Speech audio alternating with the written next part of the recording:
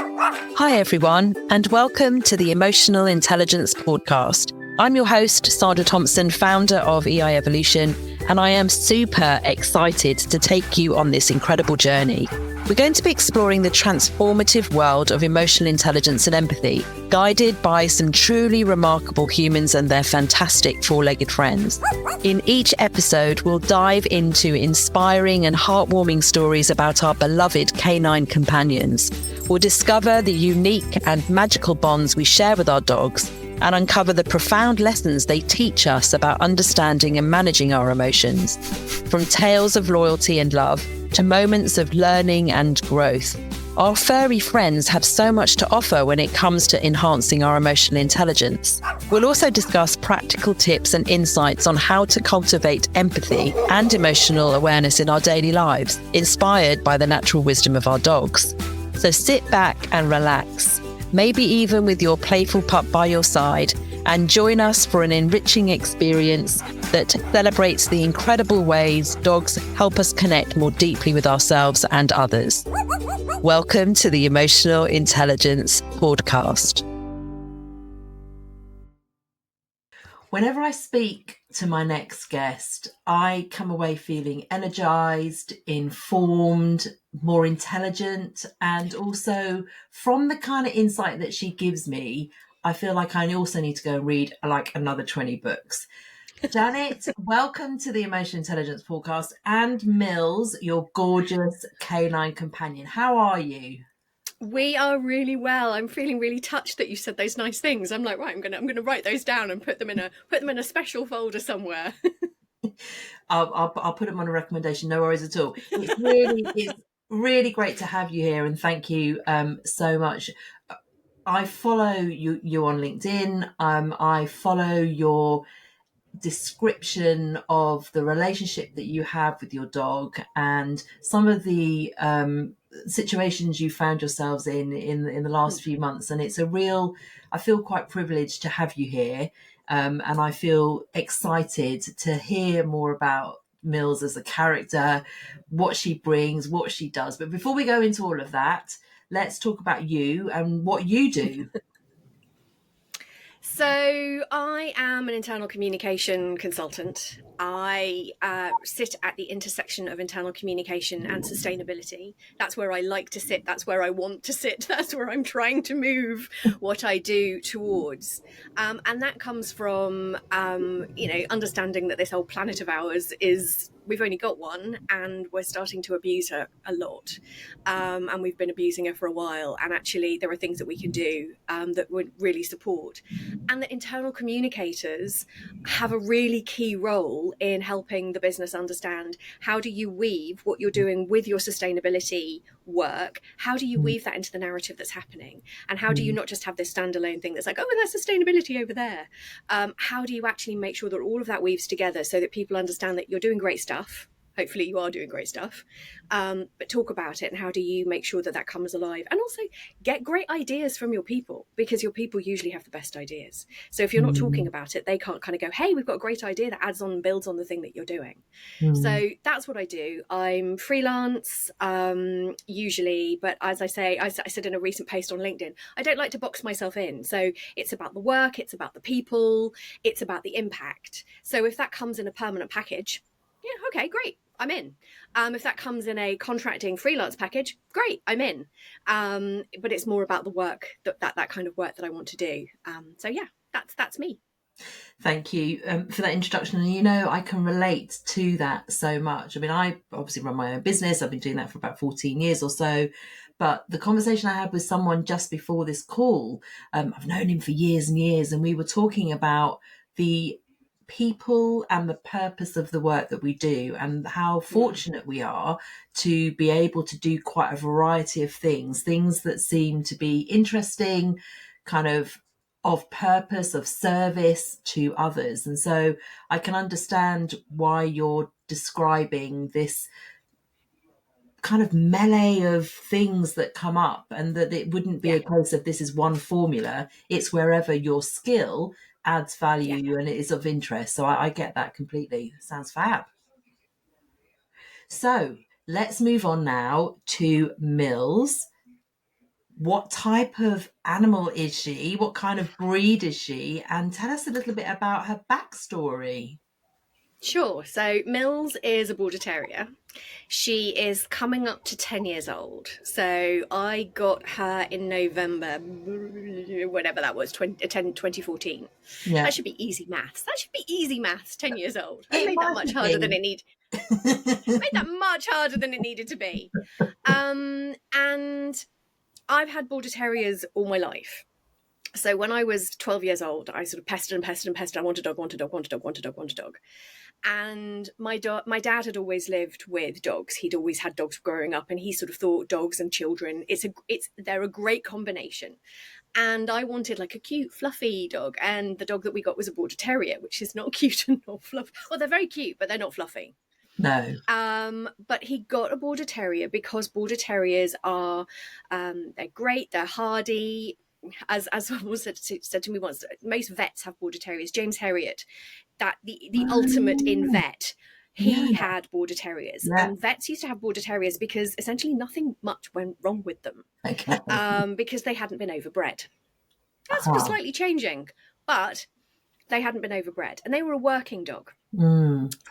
Bred for independent thought, to work independently, to go on the hunt unusually, but not to go on the hunt with the hounds. The point of the border terrier was to keep up with the hounds as the hounds are kind of charging along. But then when they find the fox, or the fox has gone to ground, the border terrier goes underground and works independently underground to flush out the fox. So that was the original purpose of the border terrier, which means they are strong, hardy. They've got strong little tails, because the original point was that you could pull the dog out of the hole with their tail. That sounds awful, but that's they were bred in this. Yeah. They were bred in this way to be these strong, hardy working dogs. Originally from, the borders, so Northumberland and that sort of area. Yeah. And the breed itself is only about 200 years old. They celebrated their 200 years, I think it was 1 or 2 years ago. You can get them in lots of different sort of varieties. So they come in lots of different colours, but the coat is very, they don't need a lot of grooming. You can hand strip them. As I say, very hardy, waterproof. Like if she rolls in something, it just washes off. And you don't need all this like fluffing and sort of paraphernalia. And they're very good with children. If they're brought up with children, they're very, very good with children. And so I had and my border terrier was great. They're also incredibly smart because they're bred to be independent workers. They are super smart. Now, they're not smart as the border collie smart, right? But they have, because border collie is kind of off the scale, off the charts, incredible. But the amount of things that she is able to understand and she's able to do, it's really astonishing. You can see her thought process behind certain things. And because of that independence can also mean we decide to go for a walk. I want to go right. She wants to go left. We're going left.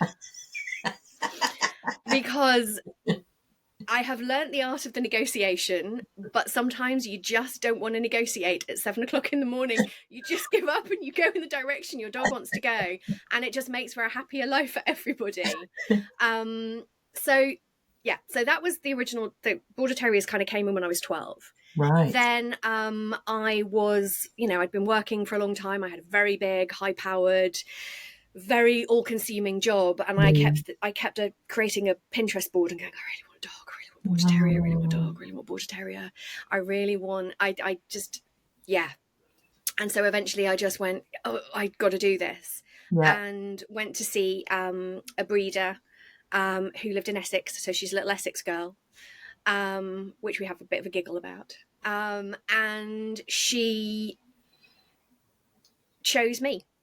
So I walked in and I saw mum, dad and grandma. So I saw 3 generations of the dogs. And that was amazing because I could see mum, dad and grandma were all very different personalities. Right. I saw a litter of about 8 puppies and there were 2 still available. And so I was kind of with the 2 available playing, and I sat down and she crawled her way up, lay on my chest, and that was where she lay. And I just thought, you've chosen me. So I I was then told, oh, you know, she's not perfect. Her tail broke when she was being born, so she's got this little tail, so her tail won't stick up as Border Terrier tails should. Right. Her tail's going to be, so you're not going to be able to show her. And I was like, well, A, I don't want to show her. That's not my jam. Mm-hmm. And B, she's not perfect. Well, neither am I. Yeah. So what's this whole thing about you've got to have a perfect dog? The dog's got to be perfect. I'm like, you know, yes, I don't want the dog to come to me with really serious illnesses, because obviously that's a real, you know, that's incredibly emotionally challenging, and, you know, lots of other things. But yeah, if she's not perfect, well, I'm not perfect. And this is, you know, we're going to figure this out together. right. I don't know how this is going to work, because the last time I had a dog, I was 17 and doing A-levels. Right. And I got my dog when I was in my, you know, how old was I? 40-ish. Okay. Yeah. And so around that age. And so you kind of think, oh gosh, you know, I don't know everything. So we're going to have to figure it out. We're going to have to figure it out. And so did you leave with her there and then, or did you come back later after she'd been socialised a bit with her mum and her grandparents? So a lot of dogs go really quickly, and a lot of breeds, if you're going for a purebred, sometimes the dogs are sold before they've even popped out of mum. Yes, yeah. So that can be, so you've got to kind of get in. So when I found a litter and I knew there were 2 left, and they were 2 girls, and I wanted a girl. Yeah. I've had little boy dogs, and I was like, I'd actually quite like to try a little girl dog. Yeah. See for the difference, just, you know, compare and contrast. And also little boy dogs can be much more independent, and I was already going with an independent breed, and in the middle of London I'd quite like a dog that will come back. Yeah, understood. I want to make sure that we get recall and all of that kind of good stuff. And so I met her when she was, I think, 4 weeks old. Okay. So, but I had to make the decision there and then. Right. Because I knew that they had more people coming, and there were more, you know, more people. Yeah. So I had to make the decision quite quickly. And I made the decision pretty much on the spot that I wanted her, because she had chosen me. And there she wakes up. And I didn't have, I had names chosen and all kinds of different things. But actually when I met her, the names that I had, I was like, they're not quite right. And just this name popped into my head, and I just thought, you're Millie. I was like, where's this name come from? But they say, you meet the dog and you're like, oh, okay. I don't know. I have no idea where that came from. So yeah, I didn't take her home immediately. But they sent me, I was able to go visit once a week. Great. And they sent me pictures when something good happened, or, you know, oh, look. And so I was able to also see her playing with her dad and playing with her mum. And I was able to see their personalities. Dad, very big, quite a big Border Terrier, very gentle, and actually seeing him play with the younger dogs, I could see this real gentleness, this real consideration, this real care, and I thought this is really lovely. Mum was just a sweet little cuddle bomb. She just wanted to cuddle everybody, which my dog is not. And Grandma was the rebel, and Grandma had done all kinds of rebellious things and had killed chickens in the neighborhood and done all kinds of, you know, escaped and all. And I was thinking, oh, I really do hope that I don't have Grandma personality. I'm hoping for Dad. But actually I can see a bit of all of them in her, because there are certain things that she will do, you know, that reflect each one. And I took her home at 10 weeks. Right. So when I took her home, she was essentially, she was already house trained. We had very few accidents in the house. We didn't have any challenges with that. Again, because they're smart, and because I had a really good breeder, he taught them how do you go outside? How do you make sure you're clean? How do you make sure your bed stays clean? And so all of this, and because she had mum, dad, and grandma, she had everybody to learn from. So when I got her home, if there was an accident in the house, it was generally because she was protesting at something that I was doing. Go Mills, go Mills. Wow. So I've got a few questions here. So how did you find that breeder? Was it through the Kennel Club or that type of organisation? Because they sound like, excuse the pun, quite a rare breed. I've not heard of that degree of attention sending you photographs, giving you updates, going to visit that often. How did you know them? So I went via I contacted the Kennel Club, and I was going through the Kennel Club. I went through a whole list of breeders in your area. I also knew that there was an organisation called Border Terrier Welfare, because the second Border Terrier that my parents got, probably 20 plus years ago, what they got from Border Terrier Welfare, and they got Brock because they'd already had a Border Terrier. And because they know that they are so smart and they can be tricky, and then they're not an easy dog. They're not just going to sit and do it. They are easy to train, but they're not an easy dog. Terriers aren't. Terriers are working dogs. They've got a bit of spice, they've got a bit of pep, which is what I love about her. She's got loads of character. But with loads of character also means that, you can't just go, oh, come here, oh, don't do it. You have to be very firm, and you have to make sure there's an established relationship. And that's not a relationship of I am dominant and you are not. It's a relationship. It's a partnership. And it's how we work together. And so yeah, we went via Kennel Club, but I also contacted Border Terrier Welfare, and I said, do you know, because originally I didn't want a puppy. I was like, I don't have time for a puppy. Puppy's an enormous amount of work. I have this really big job. I'd actually like a dog that I can get, and then can already go to the dog walker, and then I'll, and that will be a much easier sort of situation to fit into the lifestyle that I had at the time. But it just didn't work out, because at the time I didn't have a garden, and every time I went, they were like, no, you don't have a garden. Sorry, you can't have a dog. Okay. And I was like, okay, even though I live in a community where it's a gated community and I have communal gardens and I could go out to the communal gardens, I was like, no, you don't have a garden, you can't have a dog. But with the, I can't remember how I found them, but it was like it was kind of various different sort of reaching out to people. And then someone said, there is a litter. There are only a few left, but they're in Essex. And they're very well, there's a couple that are very well known. They do really great work. It's, and again, as I said, mum, dad and grandma, it's very rare that you get that whole kind of situation. And I kind of explained it to them, and they were brilliant breeders. And they sort of said, look, a good breeder will always tell you that if there is a problem, they will take the dog back. Okay. And take the puppy back if there is any problem or anything that suddenly something happens and your situation changes. But I said, look, I went, I don't have this and I don't have that and I don't. But I'm also planning, here's my plan. I have a community, I have communal gardens. We will go into those gardens all the time. I'm going to get a puppy walker. Here's the walker that I've already identified somebody. They're going to be able to do it. They're going to be able to work with me. I've already been able to take some time off so that I can settle her in. I've got friends that live around so it's that whole kind of, it takes a village. Yeah. And they say that a lot with children, and it's the same when you get a puppy. It takes a village. And I had friends that were helping out, because at some points it was just me and her, and it's a lot. Sure. It can be a lot. Yeah, no, absolutely. So you've done a load of research around the breed. Yeah. So and I knew the breed. I'd lived with the breed for, since I was 12. But the things that you know about the tail and that breed's purpose. I mean, I've met you a few times. I know you roughly. I can imagine you've done all your research. Not so many people know an awful lot about the history of the breed. What led you to that? Is it something that was just your natural curiosity, or because you've grown up them, you were just like, I need to know why that is like that? Or how did it work that you dug in so much? So there is a natural curiosity, because they are such a great little dog.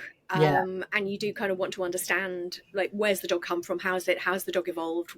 What is the purpose of this breed? And I think most people want to understand what the purpose of their breed is. Okay. If they have a purebred, it's like, can I understand? Because there will be behavioural traits that will come from that. Sure. So there will be certain things that they do, and you're like, oh, okay, that's not nurture, that's nature. Yeah. When she first set off after a squirrel and she wasn't listening and she was after that squirrel, I'm like, that's nature, because it's small and furry, and yes, they're bred to go on the hunt, but they're also used a lot on farms as ratters. And Oh, so okay. small furry thing moving at speed, she's on it. Yeah, okay, got it. So there's those sorts of things. So it's understanding your dog, so you understand behavioral traits that are coming from your dog, so you know how to either adapt and learn, or that you're not just shouting constantly at the dog for doing something that actually they were bred to do. Yeah, That is a absolutely. natural behavior. It's then understanding how can you work with that natural behavior, and actually maybe if you don't want that to happen, what can you do to avoid those situations, or that kind of. So you end up not in a standoff situation with your dog. You end up that you're working as a partnership. You're working together to make sure that she's been put into the best situation possible, and she avoids situations that might get her into trouble. Yeah, Like chasing next door's cat, for example. okay. It's fine. Next door's cat does not come in because she is very firm. I do not want you in this garden, and the cat exits stage left. It's fine. We've never had any tussles. It's all fine.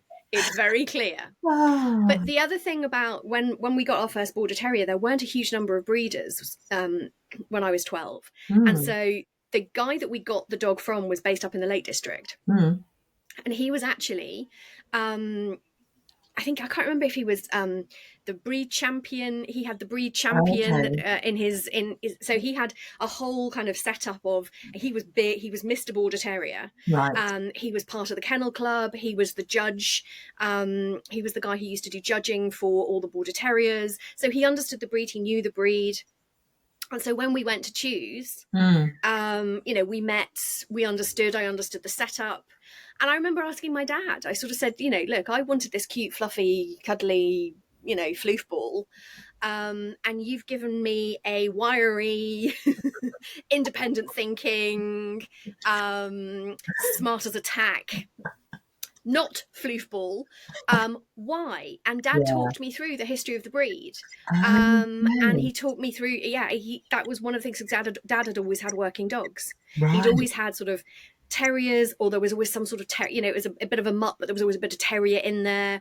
Or Jack Russells. Jack Russells go way back on my great aunt's side. She's had many Jack Russells, and they were always quite a handful. So it's there's sort of a thing you're brought up with that terrier breed, and it was something that kind of just really appealed. Incredible. And I love the fact that you met the Mr. Terrier and were exposed to that amount of expertise and knowledge and experience. I mean, that in all the conversations I've had so far, that's quite a rare thing. So brilliant, utterly brilliant. Go ahead. I mean, the other thing as well is that I talked about it's sort of the border terrier welfare. One of the first things that we did was find let's find a group. Let's see how we can support border terrier welfare. Okay. And there is an Essex border terrier group, and she's an Essex girl. And they meet up once a quarter, and it's usually about 50 border terriers all together, and we all pay some money, and we do a lovely walk. We do a raffle. Everyone has a great time. One dog starts off. They all start off. It's hysterical, but they're all absolutely wonderful. And we make usually there's about sort of just under £1,000 each quarter that's raised for border terrier welfare, and then we give that money to border terrier welfare for them to help less fortunate dogs. Because a lot of people know that if they want it, if they're like, I'd love another dog, or I'm looking for a second dog, the opportunity to foster or to adopt as well a dog from border terrier welfare would be amazing. So it's about making sure you're giving back as well. So we do that. Incredible. That just sounds amazing. I just visualizing. It's really noisy, I bet. And with the fact that they've all got their own mind, it's probably a bit like Captain Chaos as well. But the gathering of that many animals and all of the people, all of the humans who have this thing in common, have their own stories, have this connection, a shared purpose. That's amazing, Janet. Honestly, and these happen all around. These happen all around the country. So and it's not just the border terrier breed. Sure. So I know that there's a walk in I want to say Crosby. Is it Crosby or Formby on Formby Sands? And there's a bunch of people in Merseyside who all get together and they all go to Formby, and there the dogs are able to run off lead because they're on the beach, so it's much easier. Yeah. When we go to Essex, we're in a park. It's a little bit more restricted. So actually, what we do is we keep all the dogs on the lead just to make sure that it's a little bit safer and you've not got chaos basically.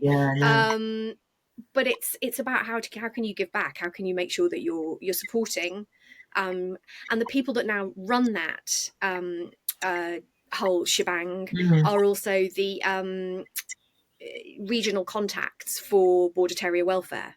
Right. So they also adopt. They know of dogs that are if somebody wants to adopt or if somebody wants to foster. Yeah. So they do really great work. It's just a lovely thing to do, and it's really funny. You know, you're surrounded by 50 dogs that just kick off.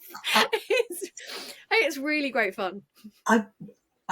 I'm going to be going along to something like this. I have to find this grouping and just observe it all from afar without a dog. We don't have a dog at the moment, but I think by proxy, I'm probably going to just go and just smile and just laugh my head off. Let's move on now to empathy and emotional intelligence. So I've been asking my guests, what kind of behaviours do their canine companions show that indicate any type of empathy for the human, or anything we should be learning from them that we either have been doing or we should do more of, or society should do more of? What have you got to say to that? It's quite a big question. It's a really big question, but it's a really good one, because I remember, so I said when I got her, she was a little puppy, and I had this really big job, and I was working very long hours. I was working with the US. It was, you know, my hours were all over the place, and so sometimes I would have to do calls from home, or I would be presenting something, and I would have to set myself up. But I would also have the dog, and I would have to figure out what could I do. If I locked her in another room, she would kick off, because she would, very rightly, in my opinion, struggle with the fact that I'm missing out. I'm sorry. I want to be part of this. That's why right now she is literally down there. She's not in the other room, because she's not in the other room because she'd be like, well, I'm missing out. So her FOMO is huge FOMO. But what she would also do is, if my stress levels were rising, if my cortisol levels were rising, and I was about to present something, she would alert me.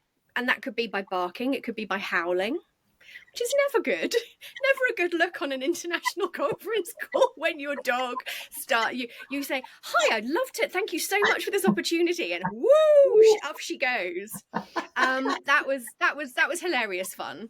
And I'm very lucky in that a lot of colleagues sort of said that was utterly brilliant. She was almost perfect timing to the moment. And I was mortified. Oh my goodness, I'm so sorry, this is awful. And they're like, no, it was so human and so honest and so wonderful. It was brilliant. But what I did notice is if I'm stressed, and at one point what she started to do, so I a couple of years ago left the big corporate job because various different reasons. But one of the reasons was also I hit the menopause early, and I was burnt out because of the menopause. And so every time I would open the laptop, she would come and check on me. Don't do that. And she was almost as if she was trying to say, no, don't do that. No. And she would get upset and she would try and pull me away from the laptop. And so she wouldn't come to me and sort of sit there and go, oh, hello. She'd be far enough away that I would need to get up to attend to her. So I had to leave the laptop. And at that point she would say, I've saved you from the laptop. And I thought, this is really interesting. So what I did was I took some time out so that I could rebuild and, get all of the, what it's like during the menopause. You just need to get everything, all the hormonal things in balance and get everything back on track. And once I'd done that, my stress levels were also, and my anxiety levels were also much better, because that's one of the symptoms of that. And so she was reacting to those levels. So I thought that was incredibly smart. And she wouldn't do it for anything else. It was only when, if I sat at the desk and I was kind of making to do, okay, I am going to work now. Then there was a reaction, which I thought was really interesting. Their ability to sense hormones. I mean, there are medical detection dogs, aren't there, that can sniff out particular diseases and all sorts of changes in blood sugar. their ability to pick things out even before you realize yourself that you are in that state of stress. Yeah. Even so, your point about the Yeah. cortisol and her recognizing it, but what a super smart dog in making sure that you got off your seat and then got up I to know. start the process. She's like, hello, let's go. Yeah, Exactly. It's phenomenal. exactly that. It was exactly that. It's that sort of sense of, I am telling you that you need to move. I am telling you that you Mm, should not be sat. You should not be doing this. yeah, And then once she realized that, sort of as I set up my own business, and as she started to realize, oh, you're working, and yeah, there is some stress, but actually you seem to be quite enjoying this stress. yes, Then she's fine. She'll just sort of sit down and she'll be fine. yeah, Absolutely not a problem. So there's that. The other thing I think is that they can tell when you're sick. They know when you're not well. okay, So if you think, at the moment I live on my own with my dog. We have a great time, but that does mean I need to be up and out. She needs walks. She needs, things need to happen. Things need to. So if I'm sick, I can't just be like, oh, I'm sick, I've got to stay here. Like, she still needs a walk. But there have been several times where I've been really, really sick, and she, even as a puppy, would just curl herself up at the end of the bed and be like, that's fine, don't worry, don't need to go anywhere. And it's really interesting because it was when I can't remember what it was. I can't remember what kind of illness I had. It was something like glandular fever or, something like that. And she's like, no, I'm just going to sit here, and I don't need to cuddle you. I don't need to be right next to you. I don't need to be on top of you, but we don't need to go out today. And I was like, that's really interesting how she's recognized that and kind of can sense that. And that was as a puppy. So it wasn't sort of like, oh, well, you've had years together, so you've been able to figure each other out. yeah. It's like, that's just very smart. I don't know where that's come from, but that's very smart. Do you know, I've never thought of that before, but now you've said it. So I've lived with lots of different dogs throughout my life, and I can honestly say that that is definitely a thing with the dogs that I've lived with. Because when I think about Rusty the dog, he was part collie, he was a bit of a 57 variety, he would be exactly the same. I've never thought about that, Janet. You just given me a different Yeah. thought on that. And how they know. So this is about their ability to adapt their behaviour according to how we're showing up. So ultimately, we know that emotional intelligence is very much about adapting your behaviour so that you are making connection and of trust and everything else with the other human. Wow. It was the fact that she was a puppy. Like, as an older dog, you would think, okay, the older dog kind of, they've learned, or they've been with you for several years now, so they've observed and they've figured stuff out. But the fact that she was, probably about 6 months old, and at 6 months old, I was literally, my whole purpose in life was to exhaust the dog. So, and it was, we would go out 3 times a day, we would be out for long walks, and it was constant. She had so much energy and so much, because working, as I said when I said originally, she was bred to go on the hunt. She can keep, the dogs were bred to be able to keep up with the hounds. And if you think of the size of a hound and the size of its legs, and this is a little breed, so they've got some speed on them and they can keep going. And they've got that tenacity to kind of keep going. So a lot of the time it was just like, how can I physically exhaust the dog, but then also not just physically but mentally exhaust the dog. So it'd be like sort of trying to do those things. But the fact that I was thinking, oh my goodness, I've got to, I'll kind of throw things on and like throw a hat on and just, I'll trudge. It's fine. I can do this. I can make it through. It was really interesting that she just went, no, it's fine. Don't need to. I do wonder whether, so I take your point absolutely about her being a puppy, the fact that she wouldn't have learned this over the time with you. I do wonder whether, and I'm going to make a little note of some more questions to ask the dog behaviourist when they come on, just to make sure we've got our assumptions right. I wonder if that's because her socialization and the way that she was brought into the world was in a particular way. I'll ask the question, Janet. I'll get back to you on that one with one of these very educated specialists who know all about this stuff. Let's and it could be, and it could. it could just be linked to the fact, sorry to interrupt you, it could also be linked to the fact that she wasn't just with her mum, but she was with that whole family unit. Yeah. So, you know, thinking about all of the things that they've learned together. Yeah. So yeah, it's a really interesting one. I'd love to hear that. Love to know what kind of where that comes from. I'll get back to you. That'll be in a couple of weeks' time, but I'll get back to you. So we've talked then about the difference that Mills made when she wanted you to reevaluate your life. Are there other things that she does that have an impact on you, that make you stop for a minute and think about what it is to be human? I mean, pretty much every day. Okay. It's because she can't talk. Mm. So it's a look, or it's a glance, or there's a feeling. And now that we've been together for 10 years, and I had a birthday a couple of years ago that a friend I hadn't seen for a long time attended, and she said there's an unspoken bond between you. There's an understanding between you. She said, and you're not saying anything. You look at her, she'll look at you. You know what each other want, and it happens. Yeah. And so there's this sense of communication doesn't have to be words, which, you know, as an internal communicator, obviously I'm really quite fond of words. I quite like them. They're what I do them a lot. Yeah. But it's that whole piece around your body language. So we talked about the hormones and everything that's going on sort of chemically, but actually sort of how you physically present yourself, how you physically show up. That can be huge. Right now, for example, so she had cruciate ligament surgery 7 weeks ago, and she is not allowed to walk up steps. She's not allowed to do the steps in and out of the garden. So she has to be tethered at the moment because she's not allowed free range. She's not allowed to jump on things. So she's not allowed to jump on the sofa. She's allowed on the sofa as long as I am on the sofa, but she's not allowed to jump on the sofa. And having that, she's understood. She understands that she can't do those sorts of things. So I can say to her, no. And she just stops and she go, oh yeah, I'm not allowed to do that yet, am I?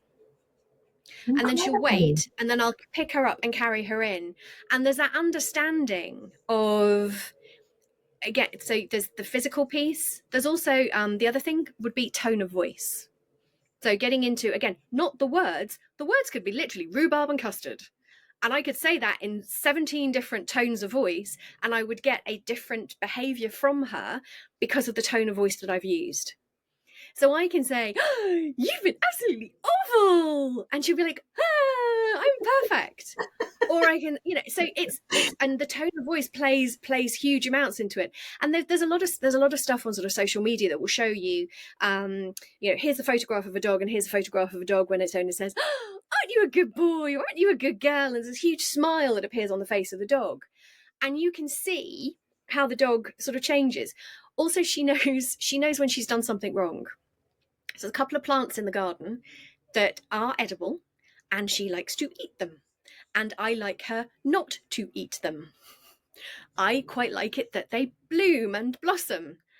And she can be outside, and I will notice that she's eating somewhere. I say, oi! And she'll stop, and she'll turn, and she knows she's done something wrong. And I've said one word. I've said one syllable. And she understands because it's the tone that I've used, which is, seriously, what are you doing? You know I've told you not to do that. There's a whole backstory to that one syllable in that tone that I have given. And she knows she's done something wrong. She knows she shouldn't be doing it. She's tried to push her luck, and she's like, oh, okay, you got me. And so she's like, oh, fine. And she'll walk off. So there's lots of different things. There are the words, there's the physical, there's the chemical, and then there's the tone. So there's this whole kind of panoply of things that you can do. And it's the same with humans. It's exactly the same with a dog. It's exactly the same. Yeah, the way that you've described all of that is beautiful. I love it. Thank you. And I can, while I've caught a glimpse of her, I can imagine her kind of like walking off as if to say, fine for now, I'll be back when you're not paying attention the next time, see if I don't, but for now, okay, I'll stop. Yeah, got it. Because it's not a case of it will stop forever. It's a case of I'll stop for now, but I'm going to try and push my luck tomorrow or the day after, or maybe at 10 o'clock if you let me out before we go to bed, or I will still try and push my luck at some point because I'm I not actually done quite here. like eating. I quite like eating that. It's quite tasty. Oh my gosh. I mean, I'm going to ask you this next question, which I ask all guests. And you've already given me a huge amount of input to suggest how you might answer this question. But what does it mean to have a dog in your life? Big smile. It's the best. It's the Yeah. best. There is nothing, I think, as relationships go. I always joke that she's the longest relationship I've ever had. Okay. Could say all kinds of things about me, and I kind of don't care. Yeah. But at 10 years, she is. There's nothing like it. So there's a sense of some people sort of say, "Oh, but I can't travel, or you can't do this, or you can't go here, or you can't go there." Yeah. And I look at all of the things that I get, the companionship, the fact that she's there. As I said, the unsort of said things that we can do, because our relationship now is, as I say, it's a partnership. And so she understands, oh, okay, you want me to do that? I don't really want to do that, but I get it. Yeah, okay. And I do the same thing. We have to go left. I want to go right. Okay, fine. Yeah. Whatever. Yeah. And so you get those sorts of things, but there is nothing like it. There's a sense of calm that she brings. There's a sense of equanimity that she brings. Apart from if there's a squirrel hanging out somewhere outside, at which point equanimity is out the window. But there's also a sense of just observing her and observing the things that she does, seeing her. She's very curious. That there's that curiosity of learning things, of trying to figure things out. She loves to play. She loves interaction. So if one of the things that I didn't understand very early on was, well, she's been out at the dog walker all day. So she's been at doggy daycare. She's had loads of socialization. It's been great. I come home. I just want to sit here because I'm exhausted. Yeah. But her sense was, I haven't seen you all day. I want to play. Yeah. And I was like, once that clicked, I was like, oh, what you want is you want to interact. You want that interaction. And it doesn't have to be for half an hour. It's 5 minutes. Yeah. And she's like, oh, okay, we've reconnected. We've played tug of war. We've done something silly. We've had a game. Okay, I'm tired. Okay, right, we're done. I've reconnected with you, and I'm going to have a sleep. And that I thought was really interesting, because how many humans do we hear that sort of say, oh, they arrive home and they're still on their phones, and they don't talk to each other, and they don't look at each other, and la la la, and all that kind of stuff, and nobody's talking, and then they have food and they're still on their phones and nobody's. Yeah. I thought it was really interesting that my dog sort of went, no, we reconnect here. Play with me for 5 minutes. Yeah. That's all the reconnection time, the reconnection time I require. Yeah. Thank you very much. That's all great now. I'm going to go off and I'm going to have a snooze. And I was like, that is such an important lesson. That's it. That probably quite a lot of us should learn. Sure. So yeah, for me, it's absolutely the best. She's the best decision I ever made. She is, one of the most difficult decisions I ever made, because, it takes a village, and how do you do this? And sometimes you're like, oh, how do I make this work? And cruciate ligament surgery, when you're told your dog can't walk for 8 weeks. How does that work if you're working and you need to go see a client, and you need to talk with people, or you need to go into London and you realise that your dog is in a stroller, and that London is not really very accessible other than the Elizabeth line. Yeah. So you ask for all of your meetings to be on train stations that are on the Elizabeth line. Yeah. So that I can do that. Yeah. Next week, I have a couple of wonderful sessions with a client, and I said, look, I can't leave my dog, and I'm going to bring, is that okay? And they were like, oh my God, that's great. Bring her. Wow. And so we will, we'll have been outside, we'll have been for a walk, we'll have done all of that. And then she will just sleep all afternoon, because she'll be very happy, because it's new people and it's new smells and it's new sniffs. And then she'll just go to sleep and just let me crack on. Fabulous. And secretly, these clients, I'm sure, are thinking, a dog, oh, joy, and something interesting, and something else to fuss about, and the dog I didn't have, or whatever it might be. Fab. Well, one of them's told me he's always wanted a border terrier. He's always wanted a border terrier. So that Right. possibly is why she's allowed to come in. Make sure you leave with her. Janet. Don't have anyone steal your dog. Oh, no. She'll be like, I'm sorry. Where's mom? Because there's very much, it's interesting that from a trust perspective.